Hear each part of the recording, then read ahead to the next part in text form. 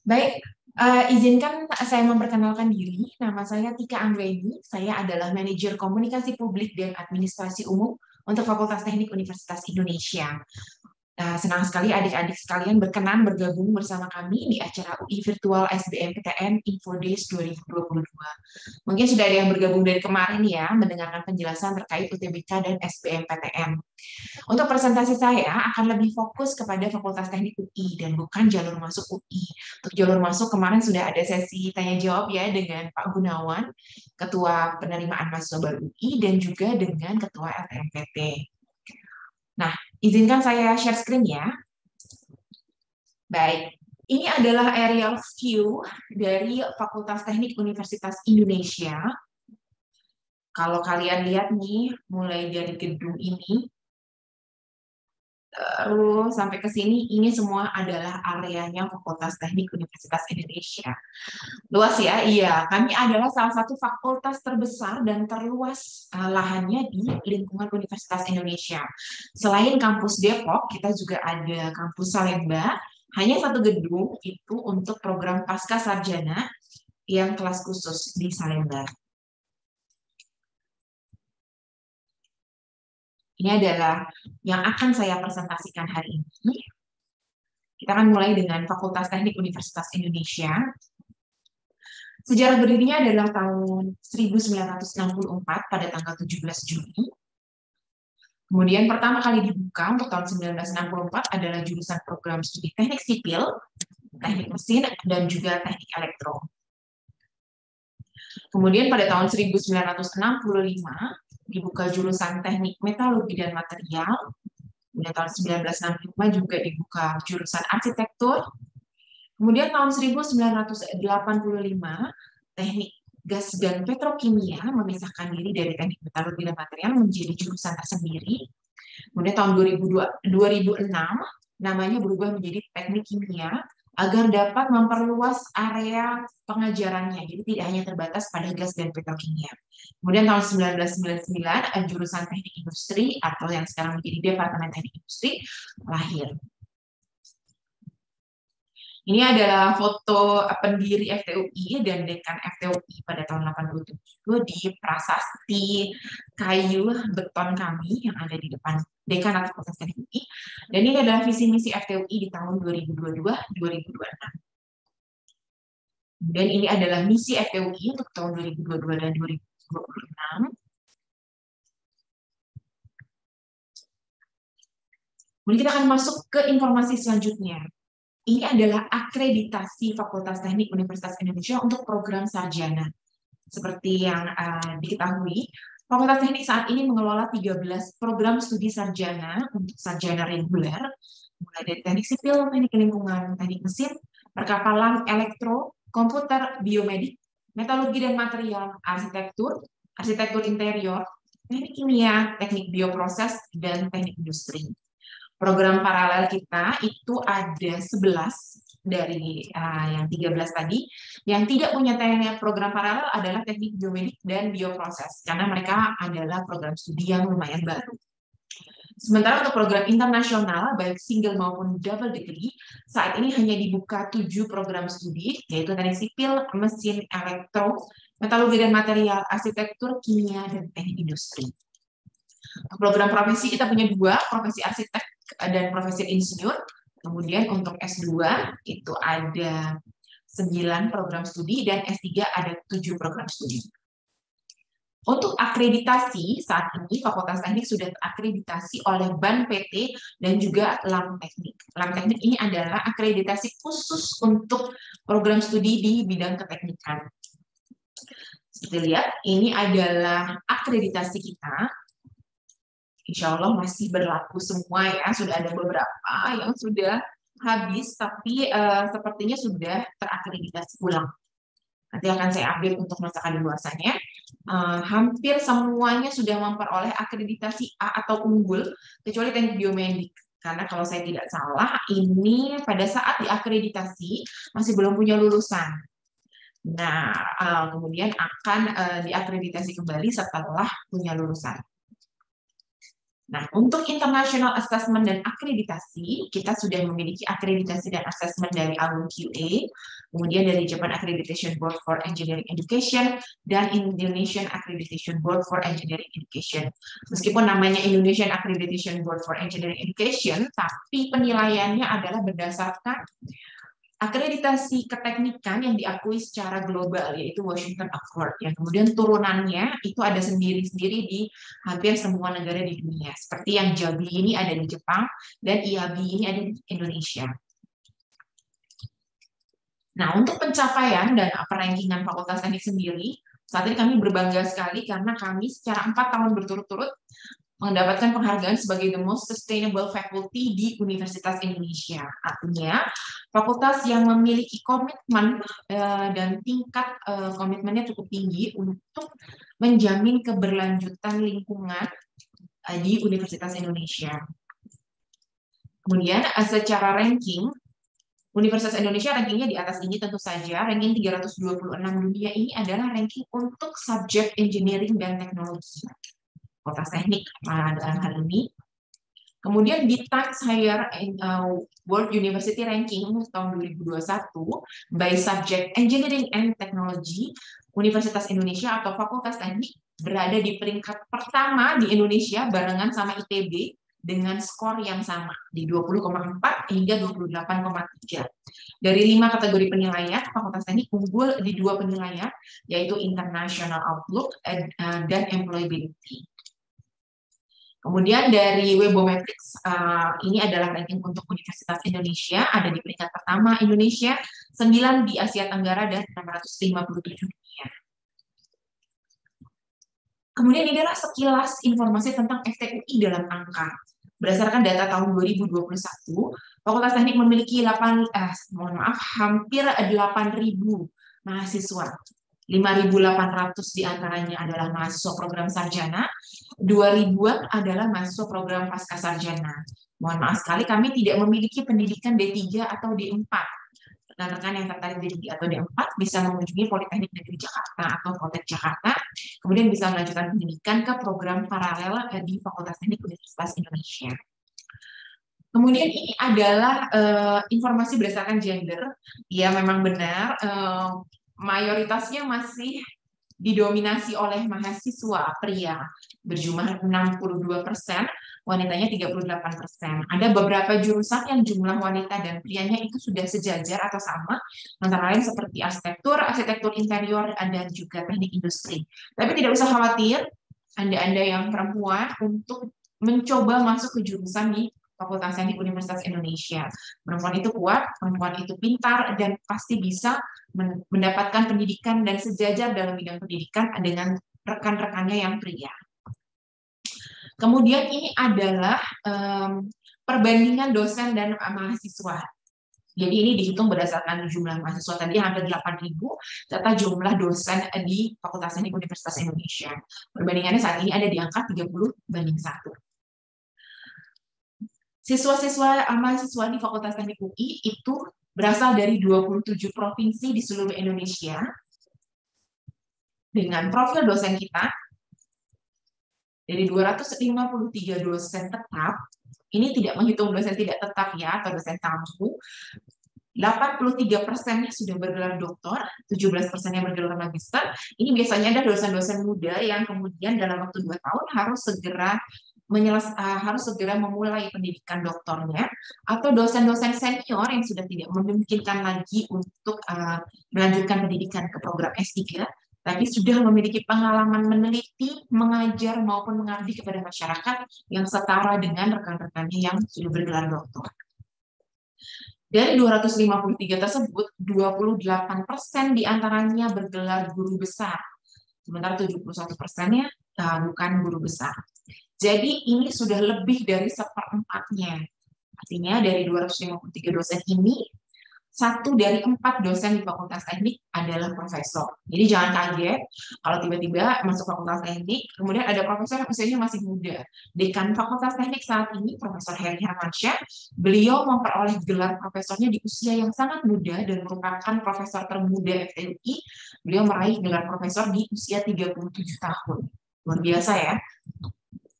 Kemudian ini adalah prestasi mahasiswa. Di FT kami punya sedikit apa ya tema rock, love, and book. Jadi have fun saat berkuliah. Tentu saja dinamika percintaan di perkuliahan tetap dijalani, tapi jangan lupa yang akhirnya katanya adalah belajar, karena biar bagaimanapun kalian masih memiliki kewajiban dan tugas bakti kepada orang tua, bangsa dan negara serta alma mater Universitas Indonesia untuk menyelesaikan pendidikan kalian di UI. Nah, anak-anak FT itu bukan cuma pintar di bidang akademik, tapi mereka juga berprestasi di luar akademik. Tercatat di tahun 2021 ada 122 prestasi nasional dan 47 prestasi internasional yang diraih oleh mahasiswa Fakultas Teknik UI. Ini adalah sedikit apresiasi kami dari yang kami tampilkan di Instagram Fakultas Teknik UI. Ini adalah prestasi dosen dan mahasiswa Fakultas Teknik UI selama tahun 2021 dan 2022.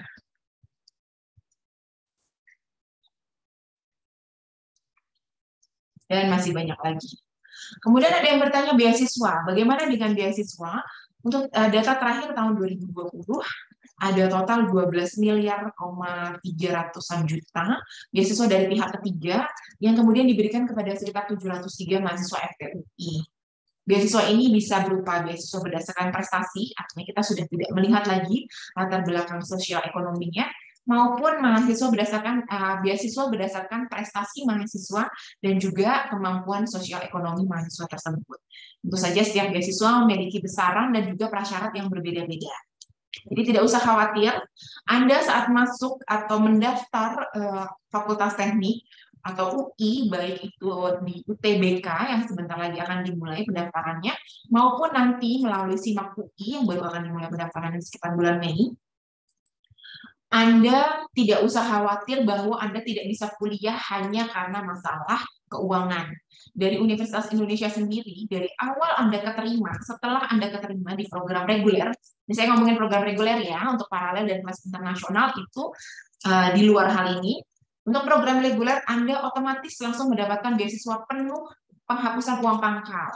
Jadi Universitas Indonesia memberikan beasiswa pertama kali bagi mahasiswa S1 reguler, yaitu dengan pembebasan uang pangkal.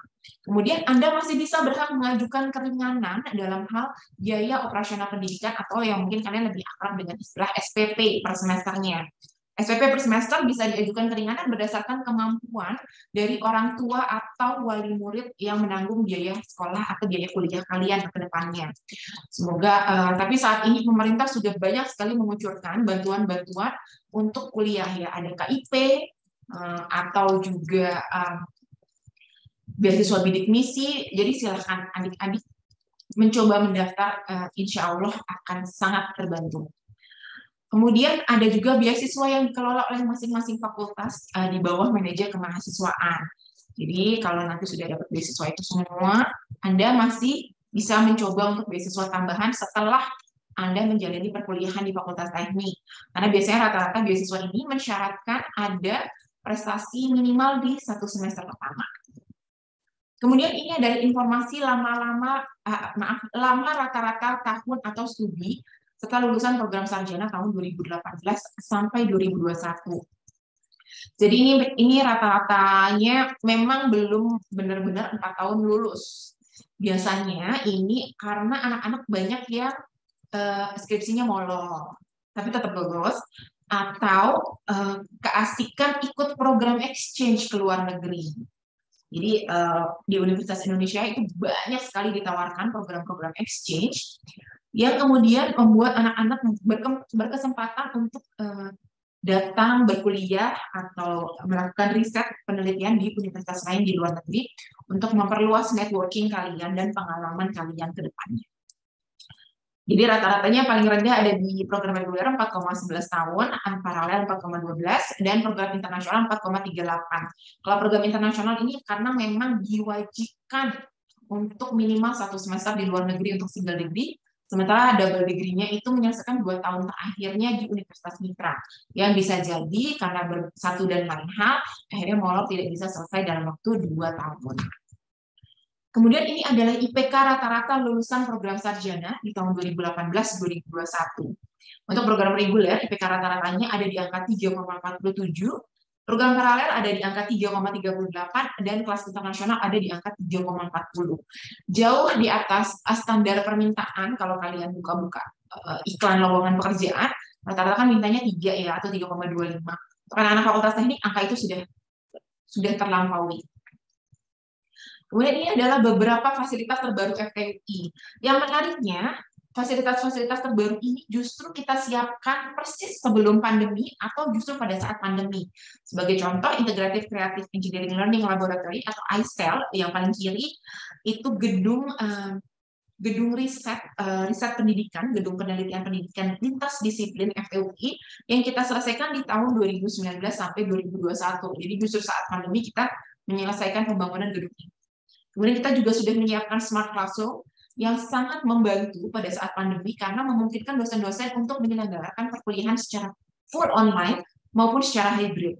Kemudian juga ada Smart Meeting Room, ini biasanya dipakai untuk penyelenggaraan webinar atau promosi doktor dan yang lainnya secara virtual, live atau online maupun secara offline atau secara hybrid. Kemudian ini adalah salah satu kebanggaan kita. Jadi di Fakultas Teknik ini ada banyak sekali yang namanya peternakan solar panel. Jadi yang kebayang bukan kita beternak solar panel dan bukan hewan. Jadi ini untuk membantu konsumsi energi yang tidak terbarukan atau energi fosil dalam hal listrik. Jadi yang kita punya bifacial floating solar PV yang itu ada di Danau Kenanga. Ini sebagian listriknya membantu listrik di gedung Engineering Center, jadi gedung tinggi yang ada di sini. Kemudian kita juga ada di atap gedung ICEL ini ada juga solar panel. Jadi yang kalau dilihat ini itu bukan atap seperti biasa yang di atas garasi kalian ya untuk mengamankan mobil. Ini semua adalah solar panel yang membantu untuk kelistrikan di gedung ICEL. Selain itu, gedung ICEL itu sendiri adalah laboratorium hidup. Di gedung ICEL itu kita menggunakan rainwater harvesting. Jadi air hujan yang turun saat ini, suasana di kampus Depok sedang hujan, ini air hujannya ditampung di gedung ICEL, yang kemudian dipakai untuk flushing toilet, menyirami tanaman di sekitarnya. Jadi tidak mengambil air dari tanah lagi. Ini adalah situasi di dalam hanggar, di dalam gedung ICEL. Dan ini adalah laboratorium kimia dasar yang digunakan oleh hampir semua mahasiswa baru Fakultas Teknik karena ada mata pelajaran kimia dasar dan praktikumnya. Nah ini yang tadi saya sampaikan, ini adalah ternak solar panel kita di atas gedung ICEL FTUI. Kemudian untuk Smart Classroom, ini adalah ruangan kelas yang bentuk tempat duduknya bisa dirubah-rubah, kemudian semuanya serba Smart Classroom. Jadi apa yang ditampilkan oleh dosen kita, ini seperti yang tadi saya sampaikan, Bapak pengajar dosen ini adalah profesor kita. Masih muda ya, gondrong. Namanya Profesor Nandi. Beliau adalah salah satu profesor atau peneliti yang paling produktif di Fakultas Teknik Universitas Indonesia. Ini diambil sebelum pandemi COVID-19. Jadi apa yang Prof. Nandi tulis, apa yang Prof. Nandi sampaikan, itu bisa langsung muncul di laptop atau gadget para mahasiswanya.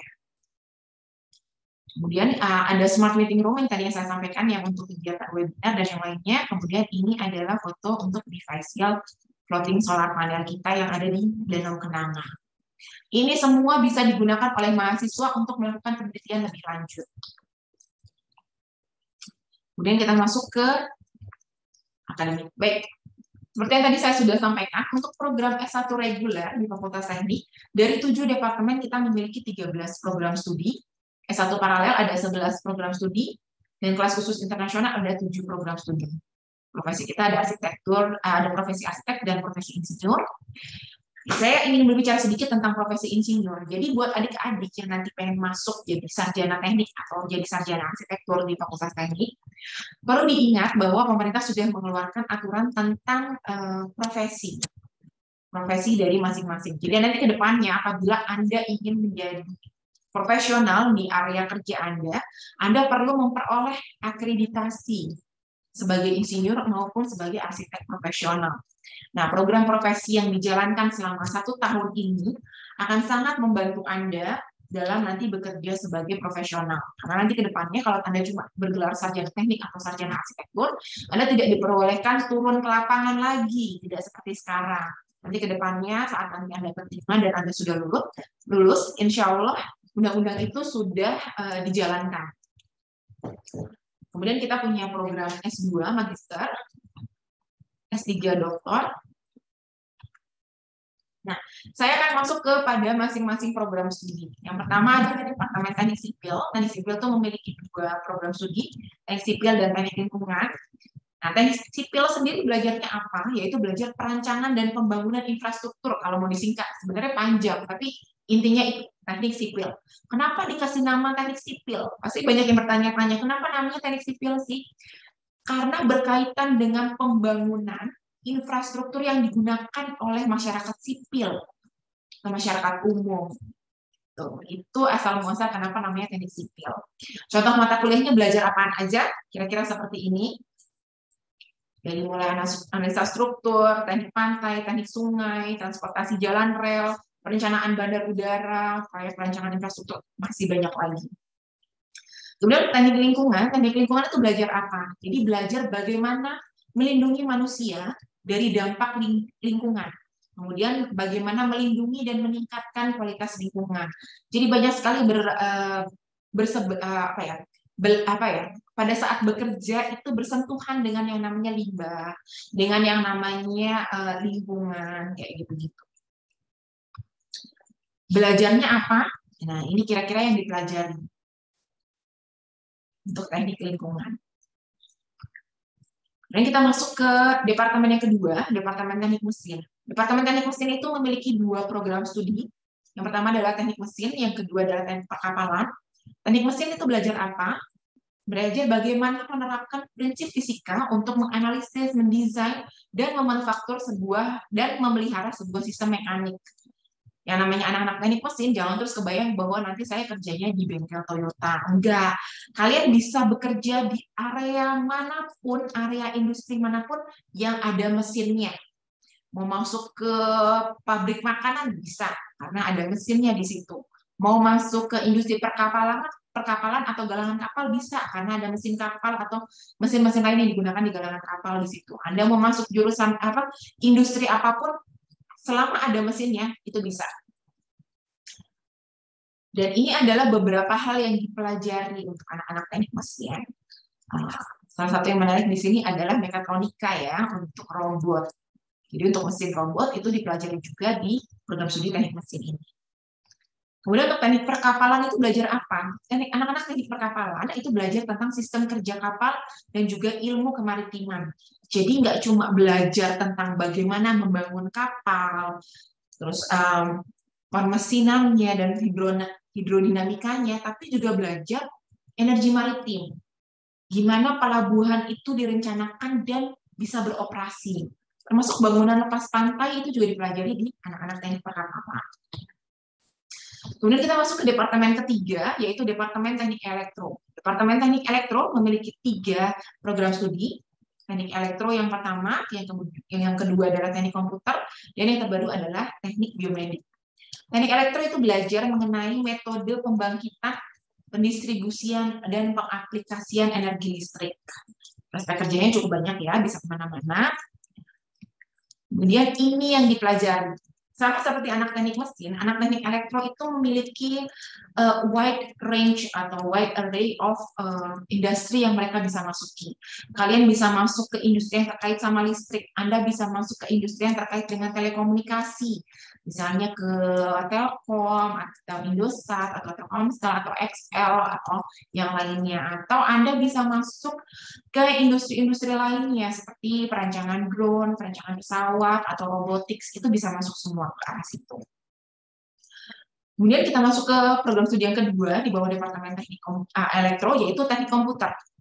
Jadi teknik komputer ini merupakan kombinasi antara teknik elektro dengan ilmu komputer. Jadi kita gaduh-gaduh. Diharapkan Anda lulusannya nanti mampu merancang jaringan informasi dan sistem berbasis komputer secara sistematis. Prospek kerjanya itu biasanya anak-anak teknik komputer larinya ke startup baru atau ke unicorn atau dekakornnya perusahaan-perusahaan di Indonesia. Jadi banyak banget itu yang di Gojek, di Microsoft, di Google Indonesia itu banyak sekali. Kemudian ini adalah beberapa contoh mata kuliah yang kalian pelajari di teknik komputer.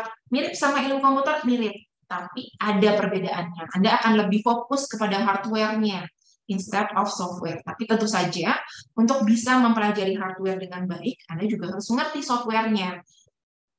Kira-kira seperti itu. Nah, kemudian program studi yang paling baru dari Departemen Teknik Elektro adalah Teknik Biomedik, yaitu belajar tentang prinsip rekayasa yang diaplikasikan pada biologi dan kedokteran untuk tujuan pelayanan kesehatan. Jadi Anda adalah tangan ketiganya dokter. Dokter punya dua tangan kanan, tangan kiri. Tangan ketiganya adalah peralatan dan perlengkapan medis yang digunakan oleh dokter tersebut untuk menganalisis, mengevaluasi, memeriksa, atau menyembuhkan pasien-pasiennya. Dari sekadar bikin benang yang nggak perlu dicabut lagi, untuk kemudian dia otomatis terdegradasi secara tidak membahayakan di tubuh, sampai merancang alat-alat seperti ventilator. Kemarin ventilatornya UI Coven 20 adalah hasil dari teman-teman teknik biomedik yang bekerja sama dengan teman-teman fakultas kedokteran tentunya untuk merancang yang namanya ventilator buatan Indonesia dengan harga yang tidak terlalu mahal dibandingkan dengan apabila kita impor. Jadi nanti teman-teman teknik biomedik ini mengemban beban yang cukup berat. Bagaimana caranya ke depannya Indonesia bisa bebas dari beban impor dan bisa mandiri terkait dengan alat-alat kesehatan. Nah, kemudian ini adalah contoh-contoh kuliah atau mata kuliah yang akan kalian pelajari sebagai anak-anak teknik biomedik. Jadi kalau kita joke-nya adalah, kalau Anda nggak pengen jadi dokter, tapi Anda takut sama darah atau nggak berani ngebelah orang, masuklah ke teknik biomedik. Anda akan menjadi tangan ketiga dokter. Kira-kira seperti itu. Kemudian kita akan masuk ke departemen keempat, yaitu Departemen Teknik Metalurgi dan Material. Hanya memiliki satu program studi, yaitu program studi teknik metalurgi dan material. Meskipun ini adalah salah satu jurusan paling tua di Fakultas Teknik, yaitu yang berdiri tahun 1965, tapi masih sangat asing di telinga para calon mahasiswa. Jadi anak teknik metalurgi dan material itu belajar tentang metode pengolahan dan perekayasaan mineral, logam, dan sifat bahan, serta aplikasinya untuk dunia industri. Bisa dibilang Anda adalah the scientist behind the hero. Jadi kalau anak metodologi dan material bilangnya adalah kalau Superman bajunya itu bisa tahan peluru, kalau dia terbang lebih cepat dari kecepatan peluru itu bajunya nggak kebakar. Itu adalah anak-anak teknik metalurgi dan material yang bikin bahannya. Kira-kira seperti itu. Yang dipelajari apa aja? Dari apa yang dipelajari di sini bisa kelihatan kan bahwa oh iya, jadi memang mempelajari material, logam, polimer, apa aja yang bisa dipakai. Mungkin kalian pernah baca, belum lama ini ada salah satu guru besar dan juga peneliti teknik metalurgi dan material yang sempat booming banget penelitiannya. Beliau meneliti bagaimana bisa mengolah ampas kopi menjadi bahan untuk baterai litium. Sampai saat ini Indonesia bisa memproduksi baterai litium sendiri. Jadi Prof. Anda Zulfia, yes, profesor wanita kita, salah satu profesor wanita kebanggaan kita, itu meneliti bagaimana caranya bisa mengubah limbah ampas kopi untuk menjadi baterai litium. Dan itu penelitiannya luar biasa sekali. Prof. Anda juga salah satu penelitiannya adalah beliau berhasil membuat materi baja yang lebih tipis dibanding materi baja yang dipunyai oleh pindad, yang itu bisa tahan peluru, anti peluru. Itu biasanya dipakai untuk bahan-bahan tank atau mobil-mobil anti peluru, kira-kira seperti itu. Nah, kita masuk ke jurusan departemen kelima, departemen arsitektur. Departemen arsitektur itu memiliki dua program studi. Yang pertama adalah program studi arsitektur, yang kedua adalah program studi arsitektur interior. Program studi arsitektur belajar tentang perancangan desain arsitektural. Yang dipelajari kira-kira seperti ini. Jadi, Anda tidak cuma belajar tentang bagaimana mendesain bangunan, Anda juga belajar bagaimana arsitektur itu berpengaruh kepada kebudayaan, kepada kota, dan bagaimana arsitektur itu bisa berubah-ubah menyesuaikan dengan kondisi dan situasi di mana bangunan itu akan didirikan. Arsitektur lepas pantai, arsitektur pegunungan, arsitektur perkotaan, arsitektur di pedesaan itu berbeda-beda menyesuaikan dengan kebudayaan setempat. Nah, lokal wisdomnya seperti apa? Kira-kira seperti itu. Kemudian di arsitektur interior itu belajar tentang perancangan desain arsitektural dan juga interior. Salah satu prospek kerjanya menarik di sini adalah di IKEA. Anda bisa mendesain furniture, itu juga termasuk dalam arsitektur interior. Ini yang membedakan kita dengan desain interior ya, teman-teman. Kemudian yang dipelajari tentang arsitektur interior itu apa aja? Kalau dilihat di sini ada yang namanya ergonomi. Ergonomi itu bagaimana menghitung kalau dikaitkan dengan ilmu pembuatan furniture ya, bagaimana membuat sebuah furniture, entah itu kursi atau meja, yang secara ergonomis itu optimal untuk kenyamanan penggunanya nanti. Nah, itu termasuk yang dipelajari. Kemudian kita masuk ke departemen ke-6, yaitu Departemen Teknik Kimia. Ada memiliki 2 program studi, teknik kimia dan teknik bioproses. Untuk teknik kimia, belajar tentang metode rekayasa bahan-bahan kimia dan energi, serta bagaimana merubah mereka menjadi bentuk dan produk yang bermanfaat bagi masyarakat. Ini adalah contoh mata kuliahnya. Jadi kalau teknik kimia itu memang lebih luas dari teknik gas dan petrokimia. Tentu saja sampai saat ini kebanyakan lulusannya masih terserap di area industri gas dan petrokimia, artinya itu minyak, oil and gas. Tapi ke depannya bahan bakar fosil itu akan semakin lama semakin habis. Jadi teman-teman teknik kimia sudah melihat ini dari sejak tahun 2006, sehingga kemudian mereka berubah jurusannya dari teknik gas dan petrokimia menjadi teknik kimia, karena mereka ingin ke depannya yang lulusannya itu menjadi ahli tidak hanya di bidang gas, oil and gas atau bahan bakar fosil, tapi juga bahan bakar yang renewable. Misalnya seperti bagaimana penggunaan minyak jarak untuk menjadi pengganti bensin, kemudian juga bekerja sama dengan teman-teman dari teknik elektron, juga teknik metalurgi dan material, bagaimana kita bisa menghasilkan renewable energy yang baru. Teman-teman teknik kimia ini termasuk juga yang kemarin sempat viral, ada salah satu profesor kita, Profesor Setio Bismo, dia menciptakan Puficon, yaitu semacam air purifier yang sangat bagus sekali. Jadi tidak cuma membunuh virus COVID di udara, tapi juga bisa membuat kulit Anda menjadi lebih baik.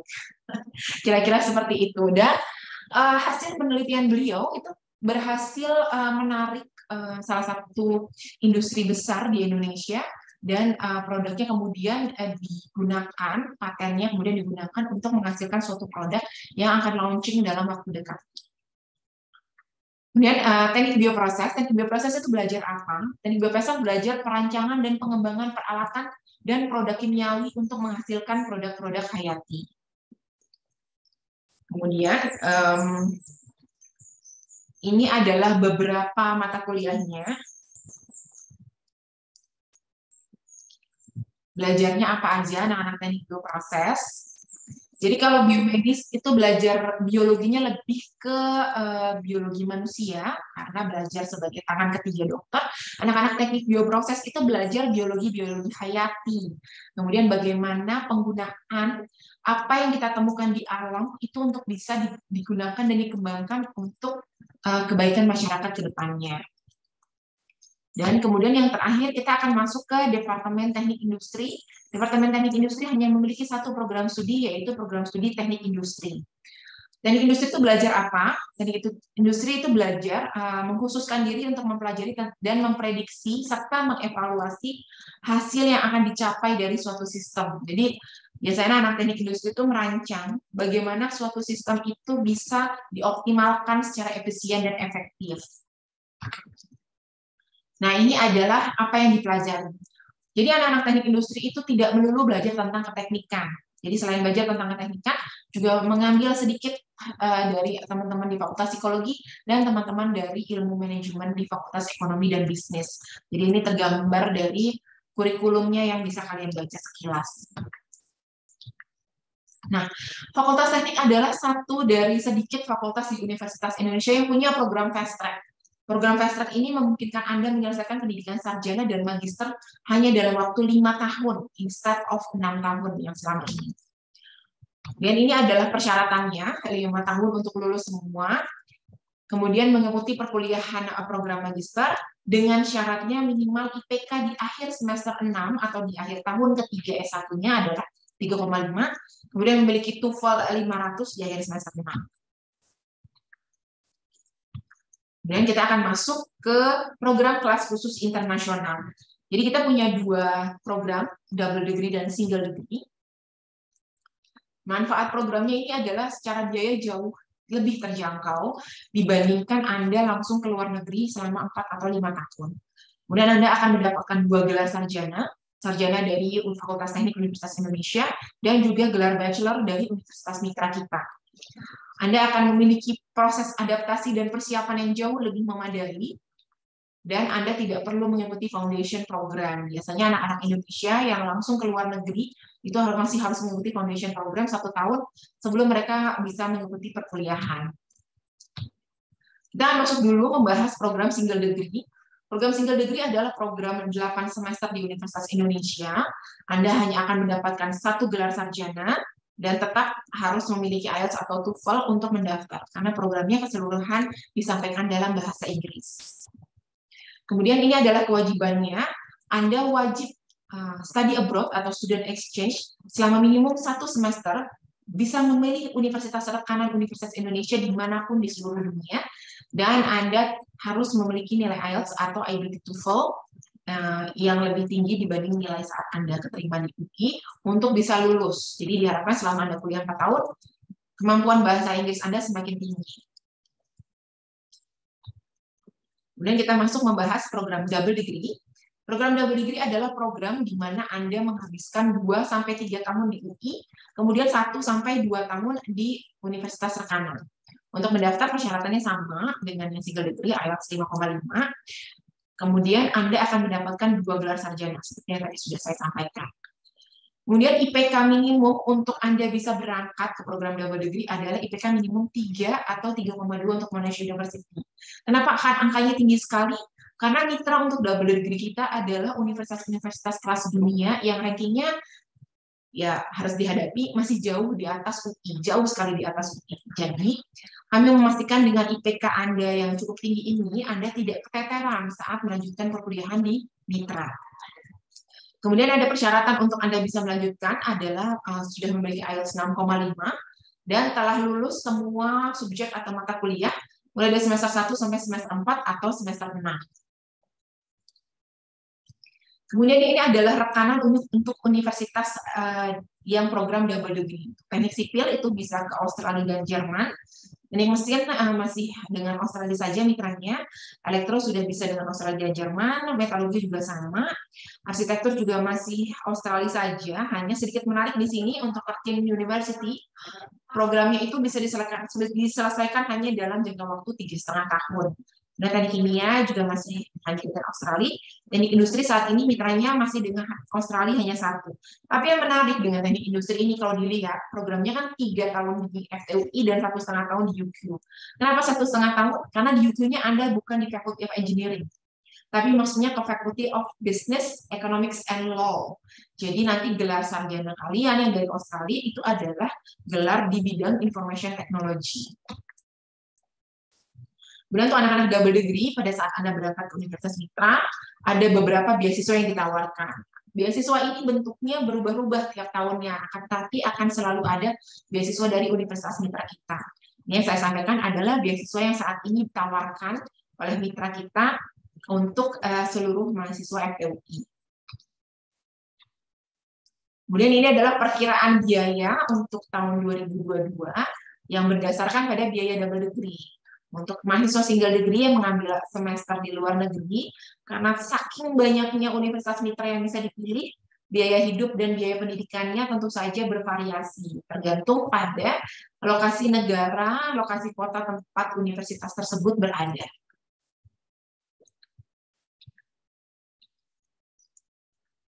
Oke, keketatan saya skip dulu karena kemarin sudah disampaikan oleh Pak Gunawan, informasinya sama dan lebih update ya informasi yang disampaikan oleh Pak Gunawan.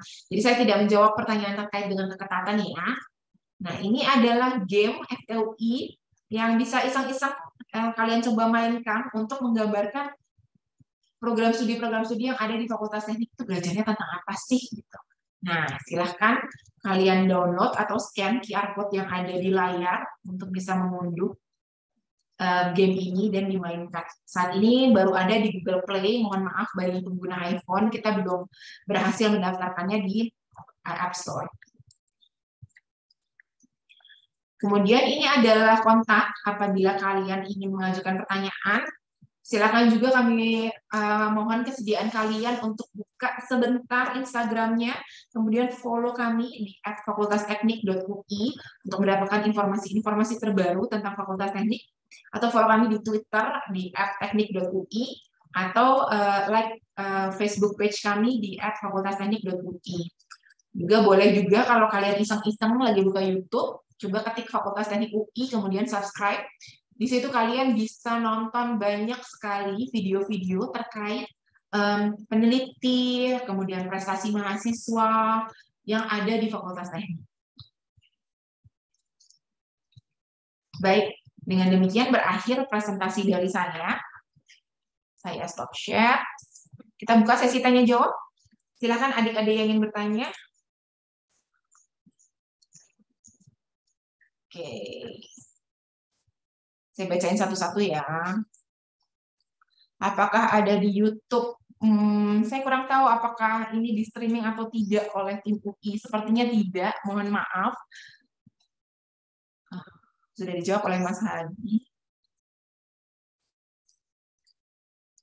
Nah, untuk mata kuliah, kalau kalian kelewatan, tadi kalian bisa buka di website Fakultas Teknik eng.ui.ac.id. Kemudian kalian bisa lihat buku kurikulumnya di situ, itu jauh lebih lengkap.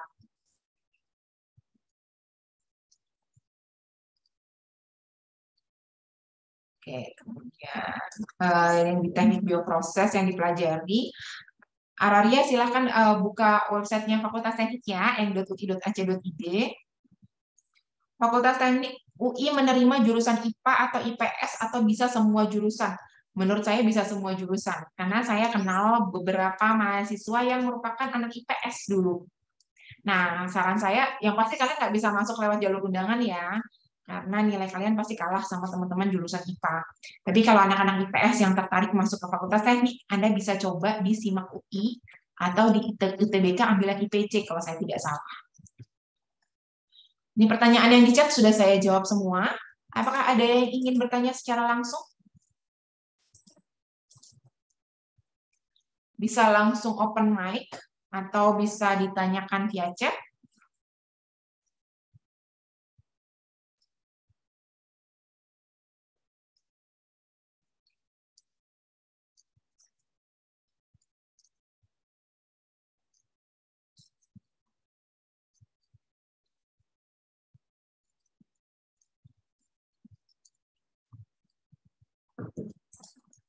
Oke, perbedaan antara teknik sipil dengan teknik perencanaan wilayah dan kota, keunggulan masing-masing dan bagaimana prospek kerjanya.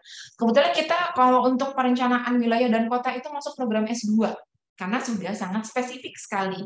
Jadi pengajarnya, perencanaan wilayah dan kota itu merupakan program multidisiplin. Jadi pengajarnya ada banyak sekali dari teknik sipil, dari arsitektur, bahkan juga dari universitas yang lain atau fakultas yang lain seperti dari sekolah ilmu lingkungan, seperti itu.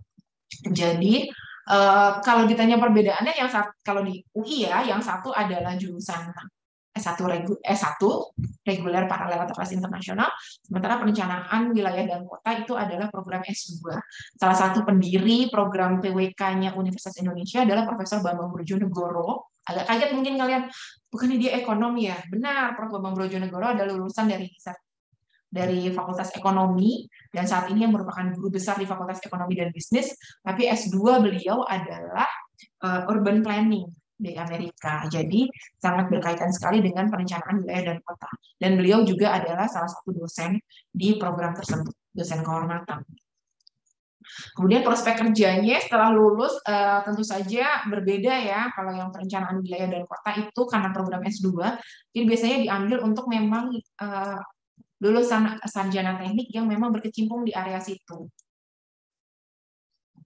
Kemudian untuk teknik perkapalan, prospek kerjanya setelah lulus, apakah hanya sekitar kapal laut? Sebenarnya kapal laut itu luas sekali ya, bisa kita ngomongin kapal niaga, kapal laut, atau kapal perang, bisa juga kapal selam, bisa juga kapal pesiar, bisa juga kalian masuk bisa juga bikin kapal untuk nelayan.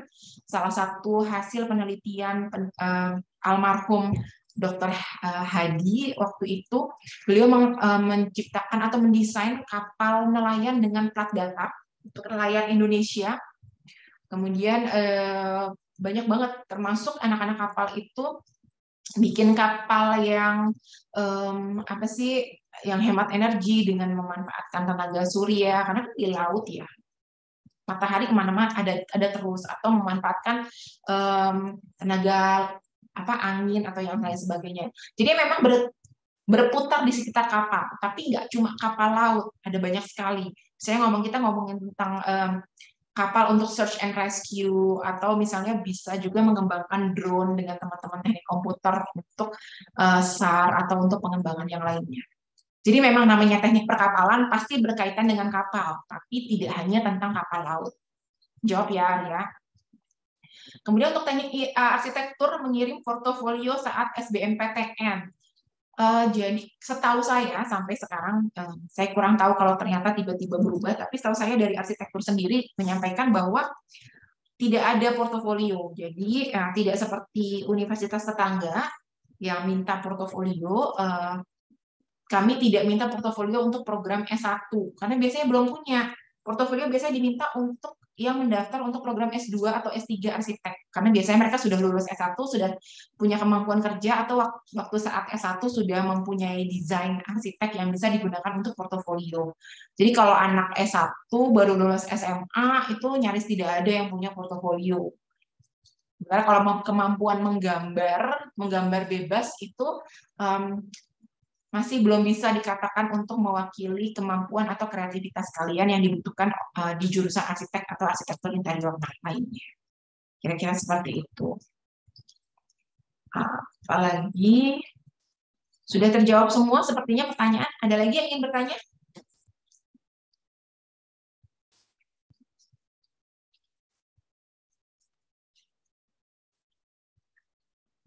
Kita masih ada 10 menit sebelum acara harus ditutup.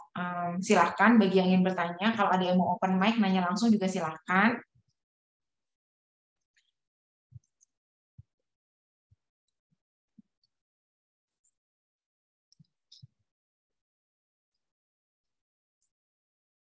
Teknik bioproses, prospek pekerjaannya. Oke. Saya coba share screen lagi ya. Kita ngomongin teknik bioproses. Tadi juga kayaknya ada satu di bawah. Fatimah bisa infoin saya tadi siapa yang minta di-share yang lainnya? Minta di-share apa tadi yang prospek kerjanya? Oh, prospek kerja sebentar. Bioproses, Mbak. Teknik bioproses ya. Oke. Ya, kira-kira seperti ini. Ada sido muncul, ada biofarma, ada kimia farma. Jadi teknik bioproses itu cukup luas, bisa masuk ke sini, bisa juga masuk ke industri kosmetik. Wardah itu adalah salah satu perusahaan yang banyak merekrut anak-anak teknik bioproses untuk pembuatan kosmetik. Sementara kalau sido muncul jelas ya, ini terkait dengan jamu untuk pengobatan, biofarma dan kimia farma itu terkait obat-obatan.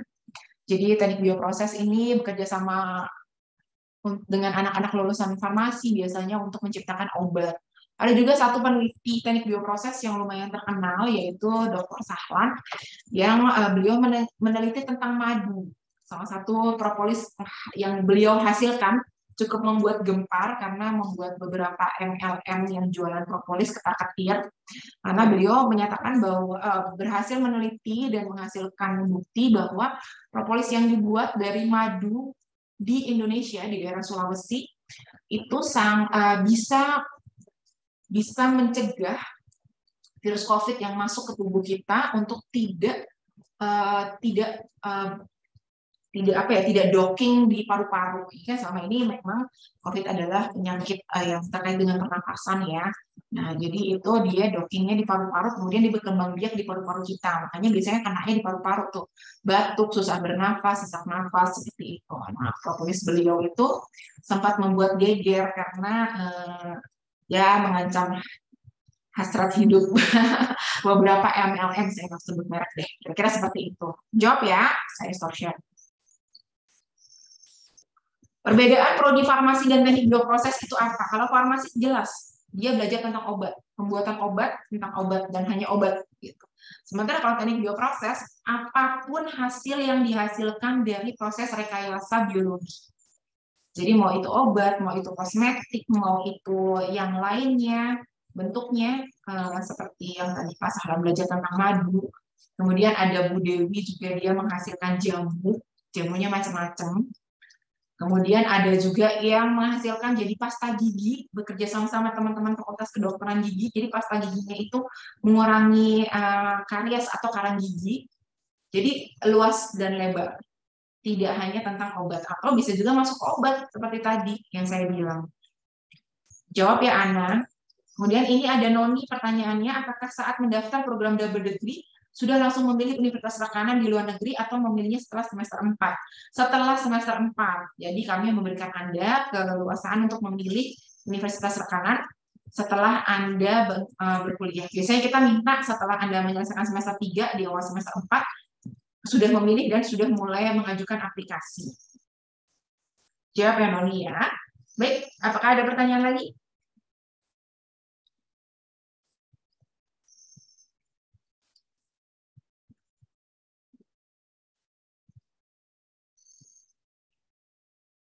Bagaimana cara mendaftar program double degree? Melalui SIMAK UI. Nanti dipilih SIMAK UI yang kelas khusus internasional ya. Periode pendaftarannya sama dengan SIMAK UI yang program reguler atau paralel atau D3. Tapi ujiannya berbeda waktunya. Ujiannya berbahasa Inggris. Biasanya dilaksanakan sebelum yang SIMAK reguler. Untuk kelas reguler, apa bisa memilih kelas malam, Bu, atau cuma kelas pagi? UI tidak punya kelas malam, mohon maaf. Kelas malam hanya untuk S2 yang kelas khusus di Salemba. Program S1 seluruhnya dianggap sebagai program full degree, artinya full time student. Anda diwajibkan ada di kampus dengan jadwal pagi sampai sore. Seperti itu. Jawab ya, Beriani. Ada lagi yang ingin bertanya? Kita ada waktu 5 menit lagi.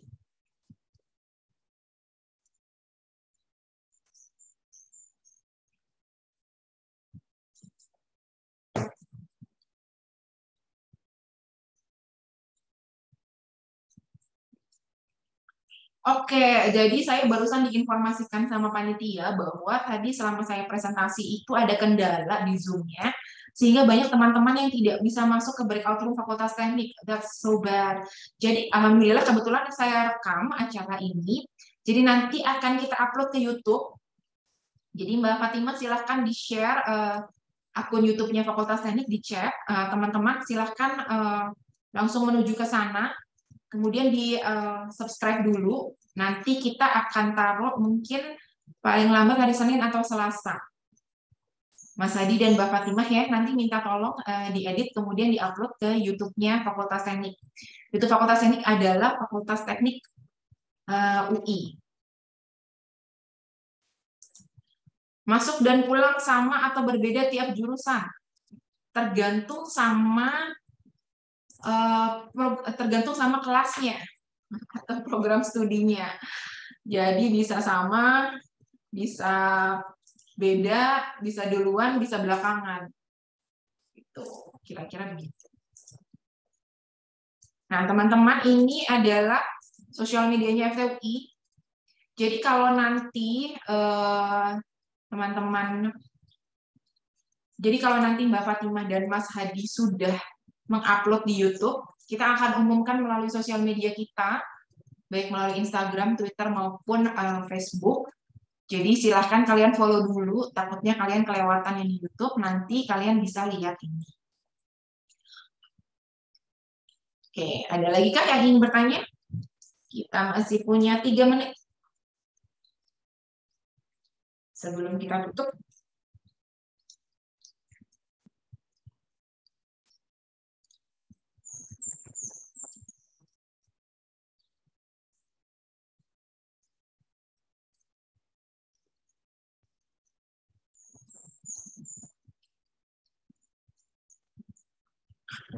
Ada yang masih bertanya ya? Atau sudah cukup, tidak ada pertanyaan lagi? Baik, kalau begitu kan sudah tidak ada pertanyaan lagi, mungkin saya bisa tutup acara presentasi di booth virtual Fakultas Teknik Universitas Indonesia pada siang hari ini. Terima kasih banyak teman-teman atas kehadirannya. Semoga informasi yang diberikan bisa memberikan pencerahan kepada kalian untuk memilih jurusan di Fakultas Teknik UI. Dan semoga kalian termotivasi untuk bisa belajar lebih dan berusaha untuk bisa masuk Fakultas Teknik UI. Silakan hubungi kami baik melalui nomor telepon, email, maupun melalui kanal-kanal sosial media. Apabila ada yang ingin Anda tanyakan tapi belum kepikiran saat ini, mungkin setelah selesai atau nanti malam atau bangun tidur atau habis sholat, terus ada pertanyaan yang kepikiran, pengen ditanyain, silahkan masuk ke kanal-kanal sosial media kami atau kirim email ke kami. Terima kasih semuanya, saya izin stop share. Sampai kita bertemu kembali dan semoga Anda semuanya keterima di Fakultas Teknik Universitas Indonesia. Amin. Baik, adik-adik, apabila sudah, kalian dipersilakan untuk di room. Terima kasih banyak. Silahkan bisa main-main ke UI Store untuk membeli cenderamata Universitas Indonesia.